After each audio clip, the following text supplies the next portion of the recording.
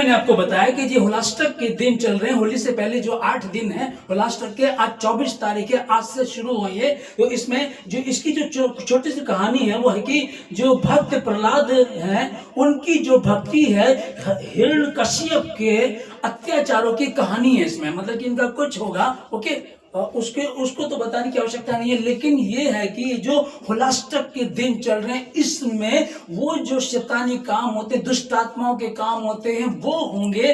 अब उसमें हमको बहुत सोच समझ करके चलना है, और उसके विषय में तो मैं आपको सिर्फ यही कहना चाहूंगा, जितना हो सके आप प्रार्थना करें, जितना हो सके आप प्रार्थना करें, प्रार्थना में बने रहें, परमेश्वर आपके साथ होगा। अब इसको समझिएगा, परमेश्वर ने 2026 साल पहले शैतान को क्रूस पर हरा दिया था, मौत पर जय पाई परमेश्वर ने। ओके, अब क्या है, जो मसीह यीशु को मानने वाले लोग हैं उन पर तो जो मानने मतलब कि उसकी आज्ञा पर जो चलते हैं उसका तो वो कुछ भी बिगाड़ नहीं सकता, लेकिन सारे तो ऐसे नहीं है। कई बार तो वही मैं बार बार बोल रहा हूं कि ओवर कॉन्फिडेंस में, ना समझी में, लापरवाही में रहते हैं। इस वचन को समझिएगा, ये 8 मिलेगा, सचेत हो और जागते रहो। पहली बात क्या करना, सचेत रहना और जागते रहना। दूसरा लिखा, क्योंकि तुम्हारा विरोधी, अब तुम्हारा विरोधी, हमारा कोई विरोधी नहीं है, कौन विरोधी है उसके विषय में समझिएगा। क्योंकि तुम्हारा विरोधी शैतान, कौन है, शैतान। हमारा कोई इंसान विरोधी नहीं, कौन है, शैतान। ओके, फिर अगले, गरजने वाले सिंह के समान इस खोज में रहता है कि किसको फाड़ खाए। गरजने वाले सिंह के समान। अब गरजने वाला क्यों लिखा है यहाँ, कि जो जवान शेर होता है ना वो अटैक करता है, वो गरजता नहीं है, वो आता अटैक करता है और अपने शिकार को ले जाता है। लेकिन जो बूढ़ा शेर है, जो अब अटैक नहीं कर सकता, जो कमजोर हो गया है, वो एक जगह पड़ा हुआ है, लेकिन वो धाड़ता है, वो गरजता है, और अगर उसकी धाड़ से जो नासमझ लोग होते हैं उसने धाड़ा और वो कांप करके वहीं गिर जाएंगे, और वो धीरे धीरे सरक कर आएगा और उसको शिकार को लेकर के चला जाएगा। ओके, लेकिन जो शिकारी होते उन्हें पता है कि धाड़ रहा है तो इसका मतलब वो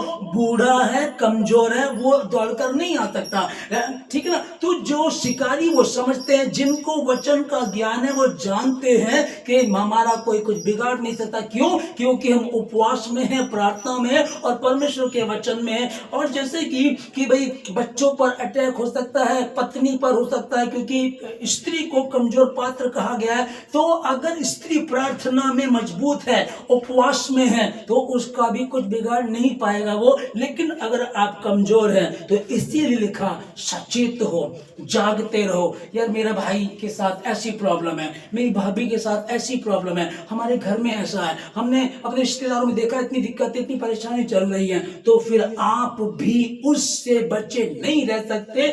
अगर आप इस तरीके से नहीं चलेंगे, सचेत नहीं रहेंगे, जागते रहेंगे और प्रार्थना करते रहेंगे तो बच पाएंगे। और 9 का वचन, विश्वास में दृढ़ होकर और यह जानकर उसका सामना करो कि तुम्हारे भाई जो संसार में ऐसे ही दुख सह रहे हैं। हालेलुया, परमेश्वर आप लोगों को बहुत बहुत आशीष दे।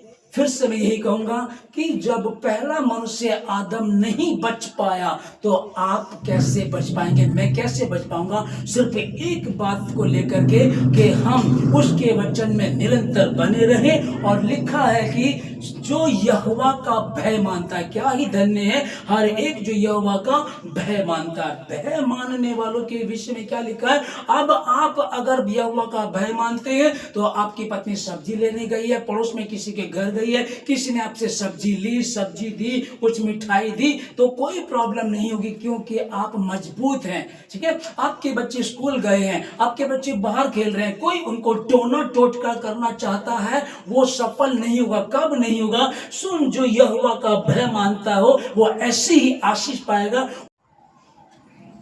तेरे घर के भीतर तेरी स्त्री फलवंत दाख लतासी होगी।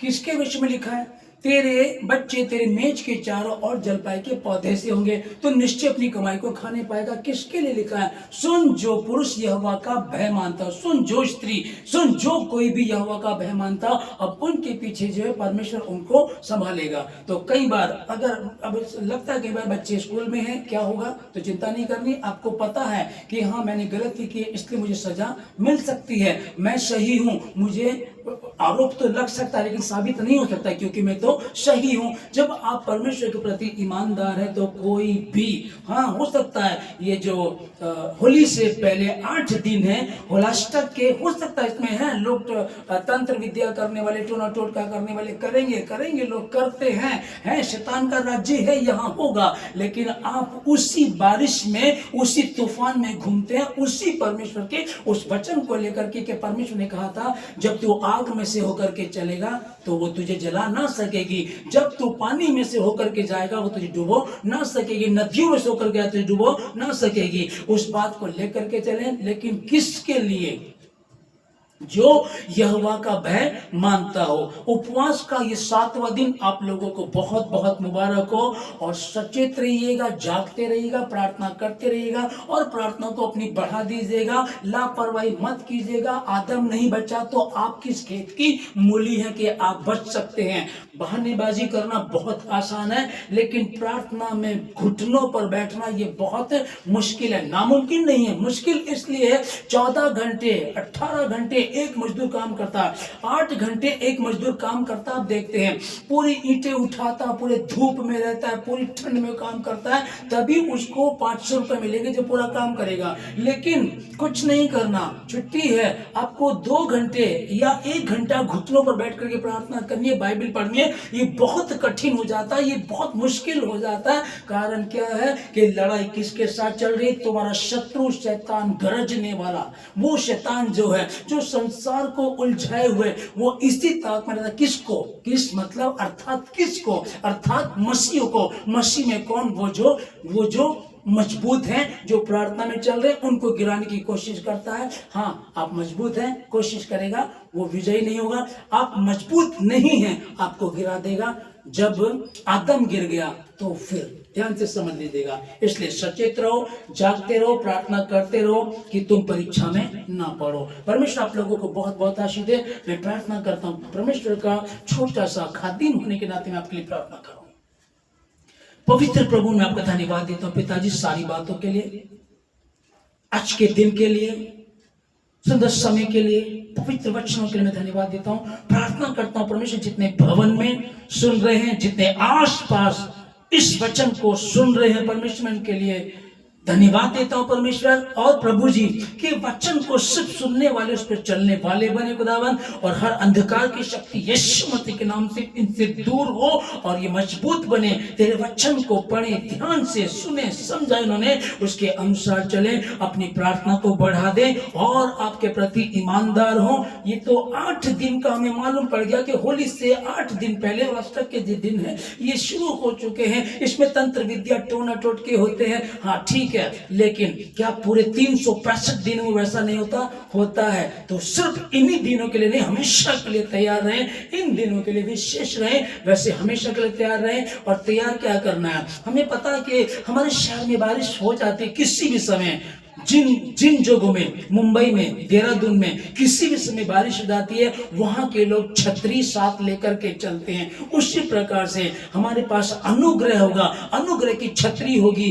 बारिश कब होगी हमें डरने की आवश्यकता नहीं है, वो हमें भिगो नहीं सकती, अंधकार की शक्ति में उलझा नहीं सकती। इसलिए निरंतर उसके वचन को लेकर के रखेगा और सचेत रहो, जागते रहो, प्रार्थना करते रहो, क्योंकि तुम्हारा शत्रु शैतान, गरजने वाले सिंह की नाई इस ताक में रहता, किसको पार करेगा? परमेश्वर आपको संभाले, हर बुराई से बचाए, किसी परीक्षा में पड़ने ना दे। यदि कोई कमजोरी है तो आप मजबूत बने, आपके जीवन से परमेश्वर की महिमा और आपके जीवन के द्वारा, आपके द्वारा आपका घराना बचाया जाए, आपके लोग बचाए जाए। यीशु मसीह के नाम में मैं प्रार्थना करता हूँ और आशीष देता हूँ आप लोगों को। धन्यवाद देते सब बातों की प्रार्थना यीशु मसीह के नाम से मांगता हूं।